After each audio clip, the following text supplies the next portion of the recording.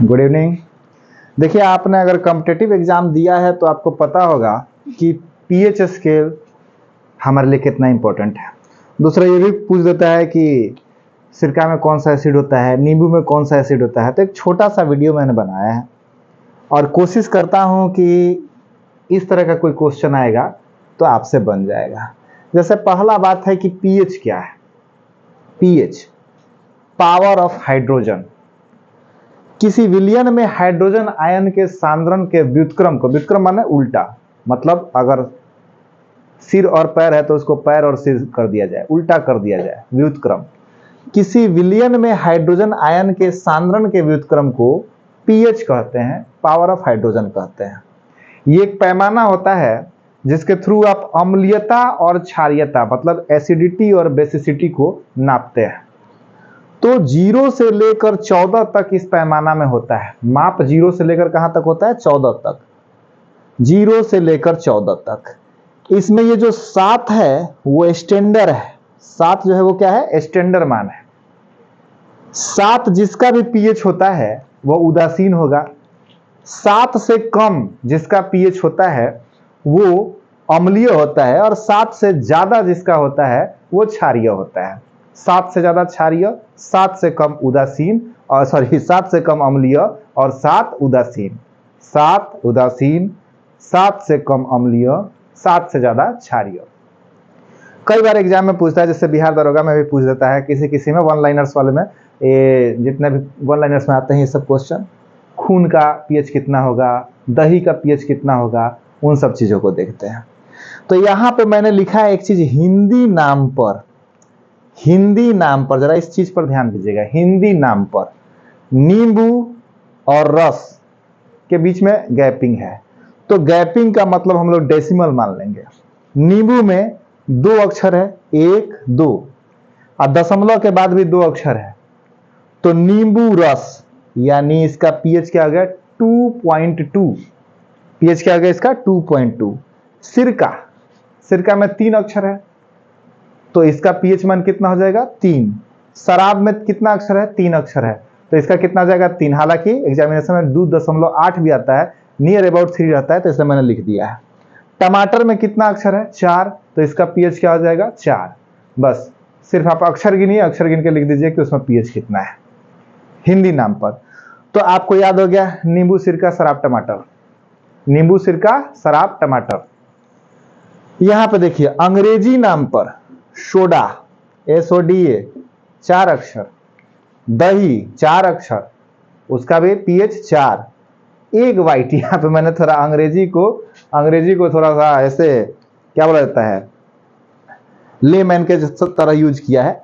ऊपर जो अंडा होता है, अंडा का जो छिलका होता है, उसके लिए मैंने जानबूझ के एक वाइट लिख दिया है। हो सकता है कि इसको आप समझिए एज ए ट्रिक मैंने याद कराने के लिए।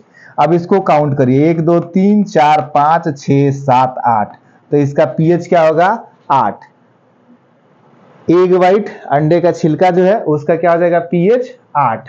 और यहां पर भी जैसे मूत्र का यूरिन होता है, लेकिन मैंने यूरिनल लिखा हुआ है आपको ये भी याद कराने के लिए। इसमें भी 3 3 6 अक्षर है, तो ये थोड़ा सा मैंने ट्रिकी बनाया है।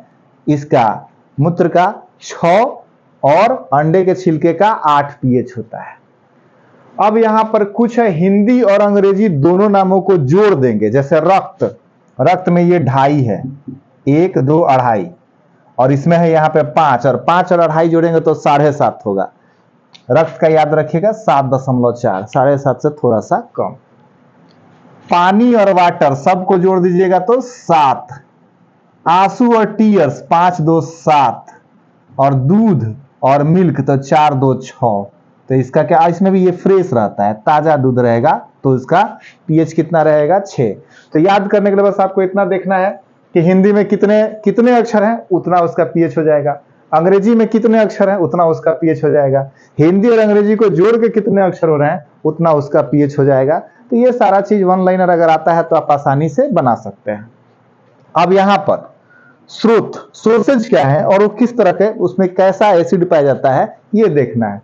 तो सिरका, सिरका में एसिटिक एसिड होता है, सिरका में एसिटिक एसिड होता है। संतरा में और नींबू में, संतरा में और नींबू में साइट्रिक एसिड या सिट्रिक एसिड जो बोलिए, साइट्रिक एसिड होता है। इमली में टार्टरिक एसिड होता है। इमली में टार्टरिक एसिड होता है। टमाटर में ऑक्जेलिक एसिड होता है। टमाटर में ऑक्जेलिक एसिड, इमली में टार्टरिक एसिड, संतरा और नींबू में एसिटिक एसिड, सिरका में एसिटिक एसिड, संतरा और नींबू में सिट्रिक एसिड। और यहाँ पे दही, तो आप सभी आदमी जानते हैं कि दही जो होता है ये दूध से बनता है और दूध की शुद्धता हम लोग लैक्टोमीटर से मापते हैं। तो वही जब दही है या खट्टा दूध है तो उन सब में क्या होगा, लैक्टिक एसिड होगा। क्या होगा, लैक्टिक एसिड। और लैक्टिक शब्द जब भी आ जाता है आप समझिए कि दूध और दही से ही संबंधित है। चींटी, हड्डा, नेटल, भौरा, इन सब के काटने में क्या होता है, ये काटते हैं तो थोड़ा आपको दर्द होता है। जैसे कल ही हम जा रहे थे सिवान स्कूल अपने, तो एक हड्डा यहाँ पे आके काट लिया, वो बिसबिसाहट होने लगा। किसके चलते, मेथनोइक अम्ल के चलते। किसके चलते, मेथनोइक अम्ल के चलते।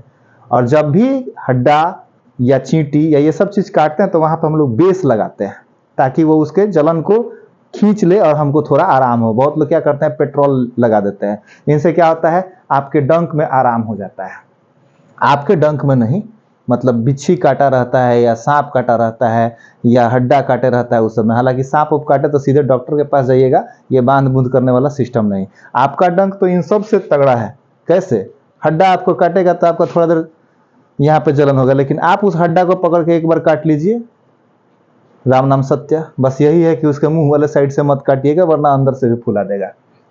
याद रखिए, इमली का टार्टरिक एसिड, टमाटर का ऑक्जेलिक एसिड, सिरका का एसिटिक एसिड, संतरा और नींबू में सिट्रिक एसिड, दही में लैक्टिक एसिड, चीनी और नेटल के डंक में मेथनोइक एसिड। ये इतना क्वेश्चन है, इसमें से एक ना एक क्वेश्चन आपको एग्जामिनेशन में देखने को मिल ही जाता है। किसी भी कंपटीशन वाले एग्जामिनेशन में छोटा सा वीडियो है, इसको बढ़िया से याद कर दीजिएगा लोग। बस, गुड नाइट।